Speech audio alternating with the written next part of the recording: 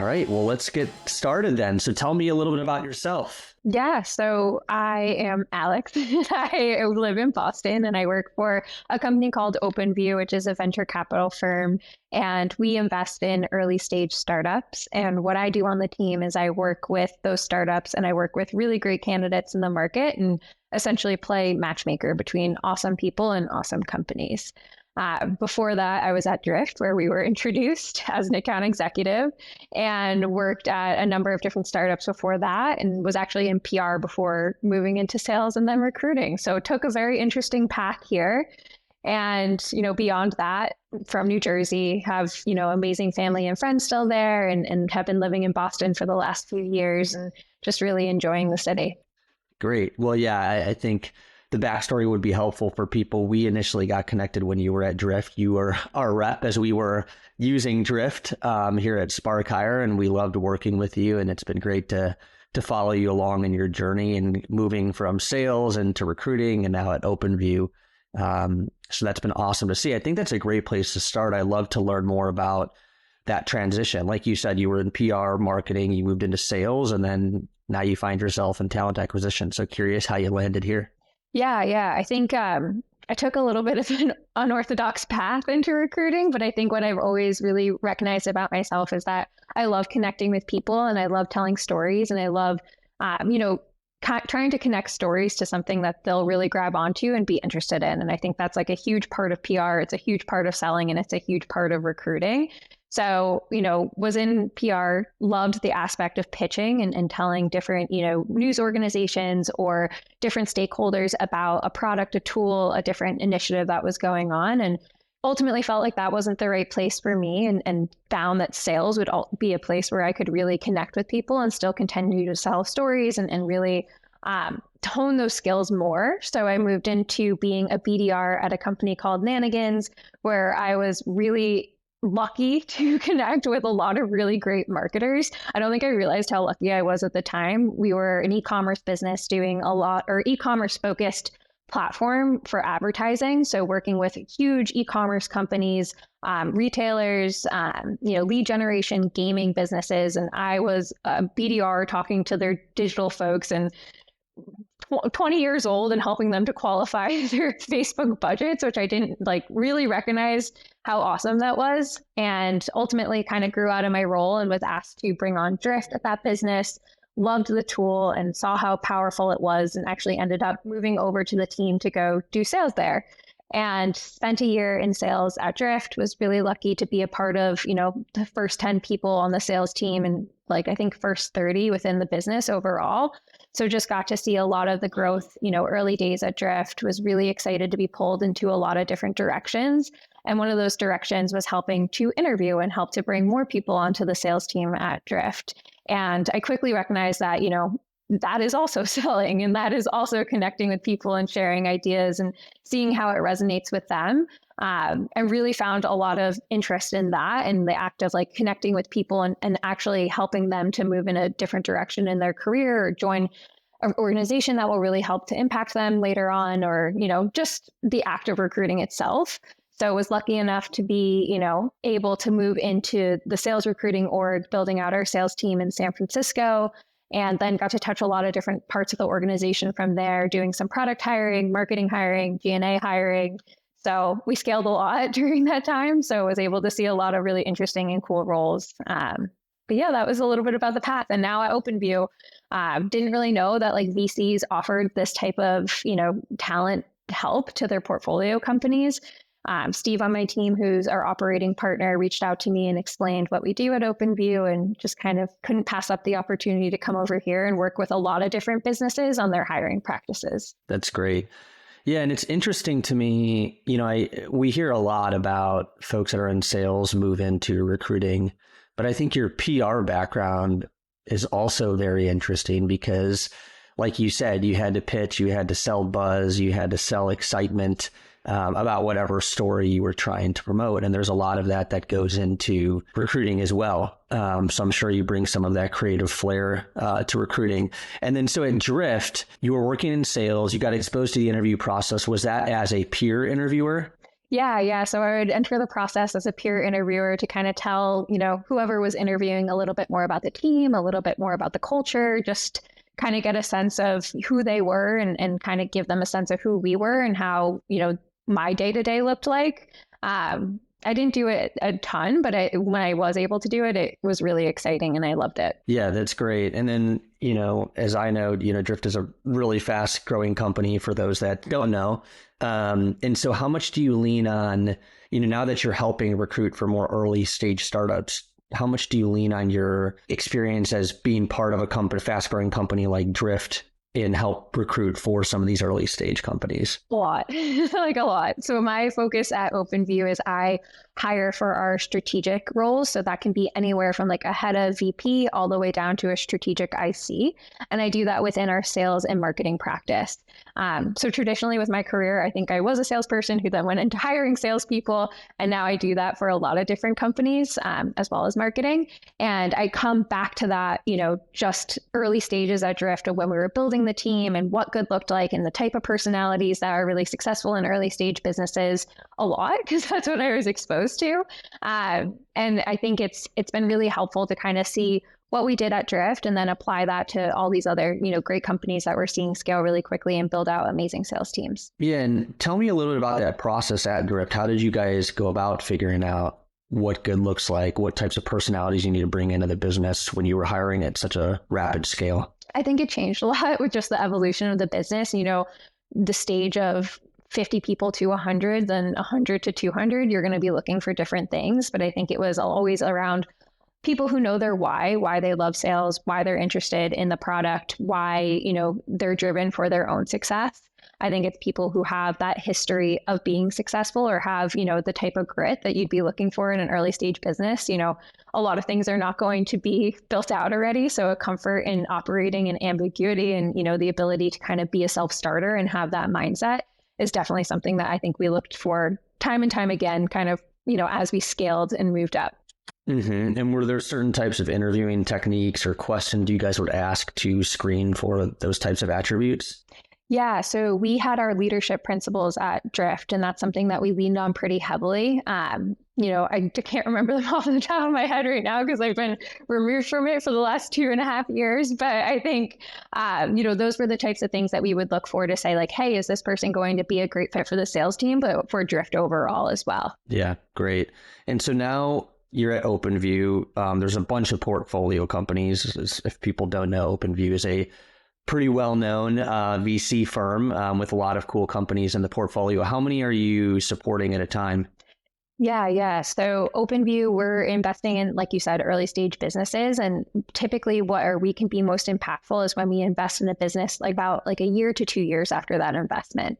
A lot of these businesses are going to be either Series A or Series B, so they might not have a fully fledged talent practice yet. And we can help them with those early hires that are going to be most impactful for their growth long term. And then as they start to think about building out their own talent team, we're able to kind of shift those priorities back to their talent side and give them the tools that they need to be successful, and they take on their hiring from there. It's an interesting dynamic because you guys your team almost serves as like an RPO to these businesses, right? And then at some point you hand it back over to them once they're mature enough or at scale enough to take that over and have their own team.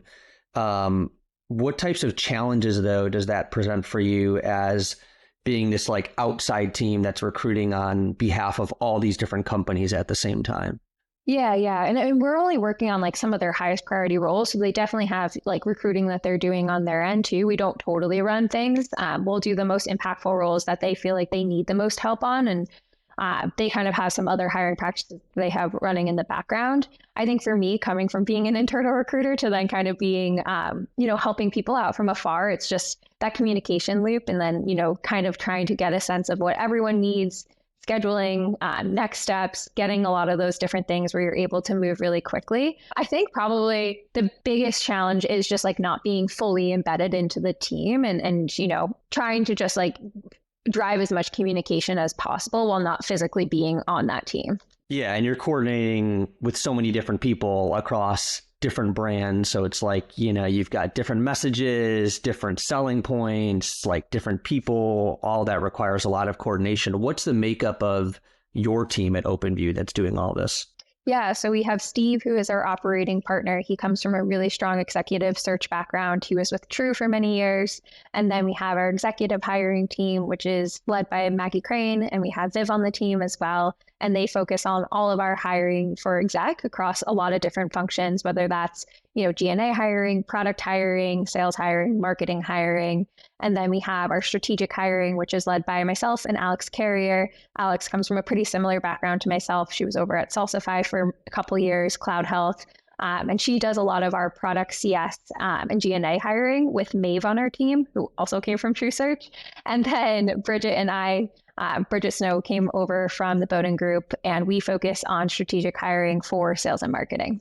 I mean, Katie. Katie does internal recruiting for OpenView and does an incredible job with that. Got it. So you're kind of mixed with this external recruiting, and then, like you just said with Katie, internal recruiting for OpenView. So again, a lot of people to coordinate with. Can you walk me through what is like generally when you're working with one of the portfolio companies, what does the hiring process looks like? What are you guys responsible for? What are they responsible for? How do you keep it running smoothly on both ends? Yeah, I think it's different with every company because everyone has a different way of doing things. I think the things that we like to do is to really be thoughtful with the sourcing up front.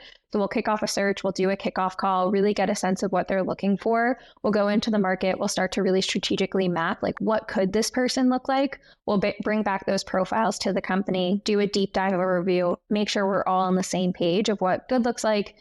At that time, it can change over the course of the search, and then get into the market and really start to have a lot of conversations with candidates. And I think what we typically recommend is they have a lot of great networking conversations up front. Having more conversations at the start really informs what's good's going to look like, what's not going to work, what you like, what you don't like, and then kind of hone in on exactly who is going to be the best fit from there. We do a lot of just like connecting people, like I said, playing that matchmaker role of like screening a lot of great candidates and then kind of seeing who's going to be a fit for what based off of what we learn about those candidates. So we're not truly like embedded into their hiring practices in terms of creating the process. We help them think through what a good process looks like, but we really, want it to be unique to whatever every company needs and what their, internal best practices are. Mm-hmm. And how do you go about helping them do that? Because like you said, some of them don't necessarily have a talent team already built out. So they might have no process when they start to work with you guys. So what's the process in which you guys go through to help them build that out and define all those different steps and how they should be going about things? Yeah, I think it's really about internal alignment first, right? Like, who do we need on this interview team? Who is going to be impactful in making this decision for the business? Really having all of those people bought in for the scorecard on that role, like make sure that everyone is in alignment of who we need, why we need this, and then having all those people involved in the interview process, and then building out just a really strong, panel for that, understanding who's going to own what in the interview process in terms of questions and evaluating which areas for the role. And then just advising them on different, best practices, panel interviews, how many people you should have on that, presentations, what we've seen be successful, not successful. Do you need a presentation for this role? And then just help them kind of navigate the closing process as well in terms of compensation benchmarking, equity benchmarking, making sure that they're going in with the strongest offer first so that they can, really remove a lot of the back and forth and get the candidate they want. And it's a lot of structure, and it's also across a wide range of companies. So what do you guys come in with, like a predefined, this is generally how our company should run their hiring process? Or do you, each time you kick off a process with new hiring managers at different companies, is it like starting on the whiteboard from scratch? I think starting on the whiteboard from scratch and hearing what's been working for them thus far and really understanding what is important to them to get from an interview process, and then giving them advisement on what we've seen be successful, and helping them just kind of figure out the best path forward from there. Yeah, I like that because you're coming in with a beginner's mind. Like, obviously you have some preconceived notions about how the hiring process should run and you'll have your best practices, but coming in and talking to the people that are going to be involved in the hiring process and learning from them and what's worked and what hasn't worked, I think allows you to build some more trust, because you're not coming in and saying, hey, we have to do X, Y, and Z. This is how we're going to run it. And you're just kind of mandating what the process is going to be. It makes it more collaborative, which I think is even more important when you're like this outside recruiting team that's not totally embedded within the business. And so you really have to build trust, I would say, even more so than like an internal recruiting team and the hiring managers that are part of the same company. Yeah. And that's the goal, right? Like we want to build trust. We want to be seen as advisors. We never want to be seen as like telling them what to do. We're just here to support them and finding the best people possible to make them as successful as possible. Yeah. And so in working with all these companies, what are some of the things that you guys are focused on right now? What are the goals?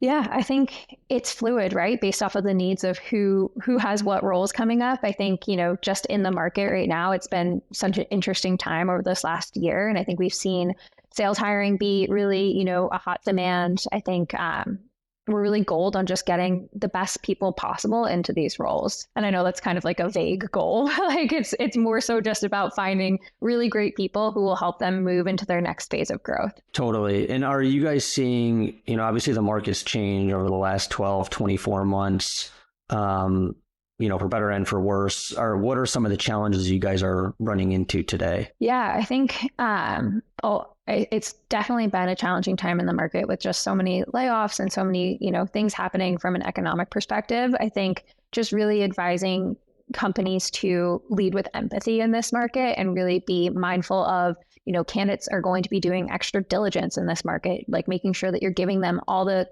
information they need to make the best decision for them long term, because that's super important, right? I think a lot of people saw a lot of hiring in prior years that just was go, go, go, go, go. And now it's about being more thoughtful about like, what is the best decision long term? I think it's about really learning about the product, really learning about product market fit. People are really digging into that diligence on like, how is the company doing? Are these sales teams hitting their targets? And being really thoughtful about moving into their next step. So we're really advising companies to make sure that they're providing that information and making sure that these candidates are comfortable and providing a really great candidate experience in that way. And also just really being mindful of candidate experience overall, like really having a tight feedback loop, not getting analysis paralysis, thinking that, there's a tons of candidates in the market and really making decisions based off of who they're speaking to now and really valuing people's time and treating them, with a lot of respect, which companies inherently already do, but it's always a good reminder to just like put themselves in the candidate's shoes. So yeah, I think leading with empathy, transparency, and just really being mindful of that candidate experience and providing a great experience, because how a candidate talks about, your employee brand and how their experience was interviewing is just as important as how, a customer talks about your product. Yeah, I love the approach of leading with empathy because like you said, there's a lot of candidates on the market that might have not had the best ending with their previous employer. People are stressed out. And so, the hiring process is stressful as a candidate when you're going through it. So I think, kind of putting yourself in the candidate's shoes and leading with empathy and being transparent about the business and really giving people all the information they need to make a decision, right? It's good for you as the employer because if they decide to join, they've done their diligence. You've got somebody that's really bought in. You've done your diligence, hopefully, to learn about their why, right? And to make sure they're a good fit for the business. So I think that's a really good approach. I also like what you said about, I think you touched on a tight feedback loop. Even though there was a ton of candidates on the market, I think, one of the things is, as we look back, 12, 18 months ago, the market was crazy in another way in the sense that you had to be so fast to get offers out because everybody was competing for talent. And it was just a race. And so I think, for one, candidates were jumping into offers because, comp was high, offers were really good. It was so competitive. It was definitely like a candidate driven market. And employers were moving super, super fast to get offers out in order to compete for that talent. And now as you fast forward to today, it's a little bit different, right? You post whatever type of job, you're getting hundreds and hundreds of people applying. And I think, sometimes that gives employers the impression of, well, there's all this talent to choose from. So we could take our time, we can overanalyze, we don't maybe need to have as strong of a focus on the candidate experience because look at all these options that we have. But I think you would touch on an important point is that no matter what the market looks like, you should always, as a hiring team, hold yourself to a certain standard from a candidate experience standpoint, from a time to hire standpoint. Because when the market changes, you want to have that good employer brand impression, that you ran a good hiring process, that you got back to candidates, that everything was timely, that you gave that information. And so I think that's super important to consider in a market like this. Yeah, absolutely. And I think it's just, again, putting yourself in the candidate's shoes, right? Where that regardless of the market, you want to provide that really great experience. And I think that also goes back to like knowing what you want to before kicking off a search and really being prepped with your internal team on what good looks like so that you can make those decisions very quickly when you find it. Yeah, setting all that objective criteria up front so you don't have to think about it as you're going through the process. And like you said, that causes a lot of, paralysis by overanalysis, right?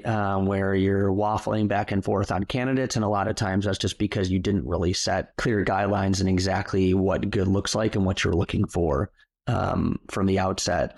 So, you guys are managing a lot across, like we've talked about a few times, a bunch of different companies, a bunch of different open roles. What are some of the things, in the interest of talking about, time to hire and making it a smooth process for candidates? What are some of the things that you guys really focus on to make sure that the hiring process is moving along and people are making quick decisions and the feedback loops are tight, to ensure that the company can obviously hire somebody quickly, but also that candidates, leave with a good impression, whether they get hired or not on the company? Yeah, I think, and I hate to be a dead horse here or whatever the saying is, but I think it's about that prep before kicking off a search, like really having the alignment on the scorecard, really having strong alignment on the process and who is owning what and exactly what different phases are going to be important for a candidate to hit. I think it's also really about setting a strong sourcing strategy too, of knowing where you want to go from, really mapping the market of where this good candidate could live. And then I think just, being diligent about, following up with candidates. We do weekly meetings to check in on the hiring process, check in on where candidates stand. Have they received feedback? What is the feedback on those conversations, and help companies think that through as well. So just really making sure there's a lot of touch points with both the companies and the candidates to keep things moving, in the right direction. And are you guys working inside the tech that they already use? Like, do you have to collaborate across multiple applicant tracking systems with the different companies, or how does that work? So we use Thrive, and we keep all of our hiring information in there. So typically we're not in Greenhouse, but we can certainly hop in. Coming from, internal recruiting teams, we do know the ATSs, so we can do that. But most often we just kind of keep things within our own personal recruiting system. Got it. And so that probably helps you keep people more aligned and you have more visibility on what's going on throughout all these different processes. Yeah, exactly. Got it.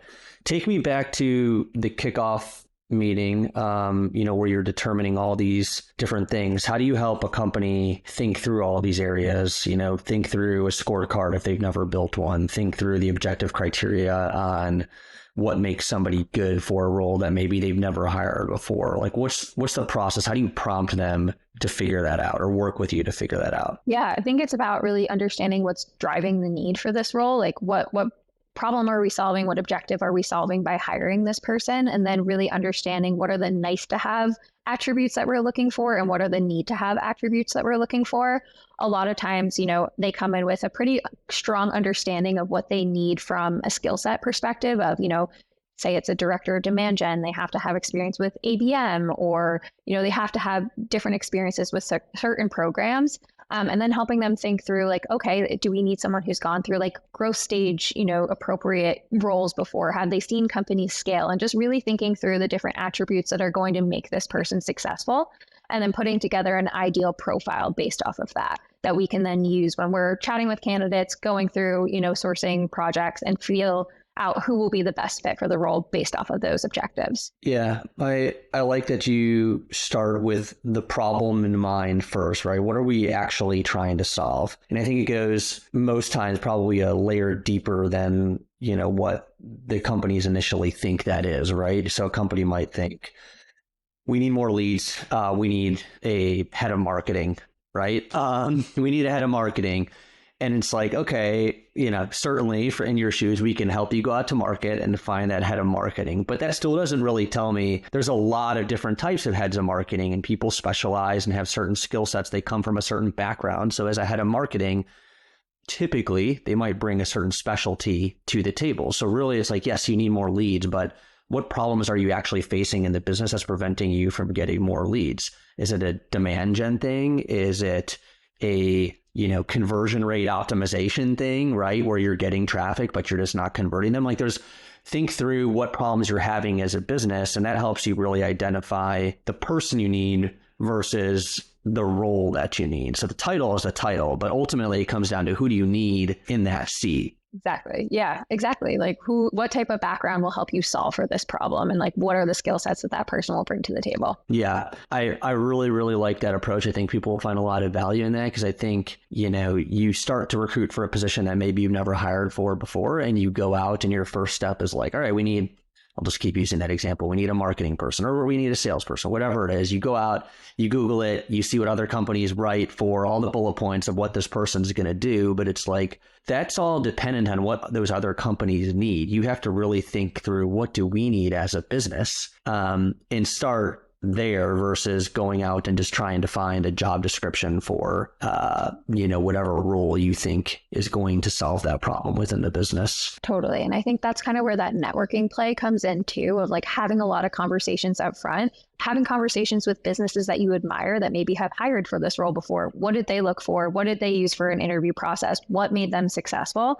And then also having a lot of great candidate conversations to just kind of hone in on what's working, what's not working from a profile perspective, and just have more conversations up front as you really kind of figure out what's going to be the best fit for your business. Mm-hmm. And you guys have the benefit of being able to see that across a bunch of different companies, within the portfolio, whereas, a team directly sitting within the business only sees what they're seeing in their direct line of business. And so you guys definitely have that advantage. And I think the other thing that helps you is you've got this external perspective similar to like what an agency might have and working with a lot of different clients, but you have different motivation factors than an agency has, right? An agency is going to make money by hiring people for the business. You guys are motivated to help find the right people for these businesses because you have a financial stake, your company, in the success of these businesses. And so I think that again brings another level of trust when you're talking with the portfolio companies versus,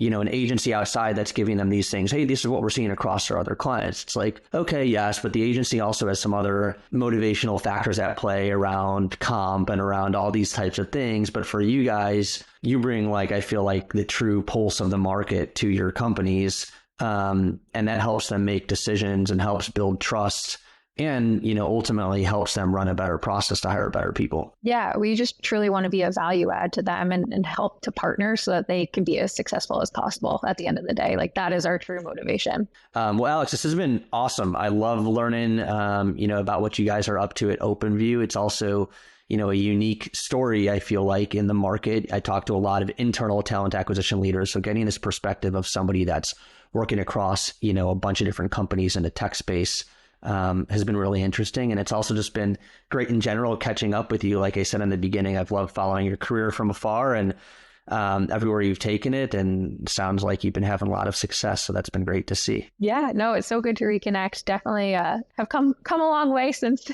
my early days of selling to you at Drift, but it's a full circle moment here for sure. Yeah, well, it's interesting because, like you said, you followed your passion, you've wound up where you're meant to be. And, going back to the days that we worked together at Drift, we loved working with you as a rep. And I think a lot of those skills that you demonstrated there as a rep have really carried forward in your career, and you're kind of applying all the best parts of the experience that you've had to recruiting. And, quite frankly, that's probably what's led to a lot of growth in your career in recruiting and help lead you to where you are today. So it's awesome to see. Always selling. Everything is sales. Yeah, that's for sure. All right. Well, thanks so much, Alex. It's been great catching up, and good luck with everything. Awesome. Thank you. Cool.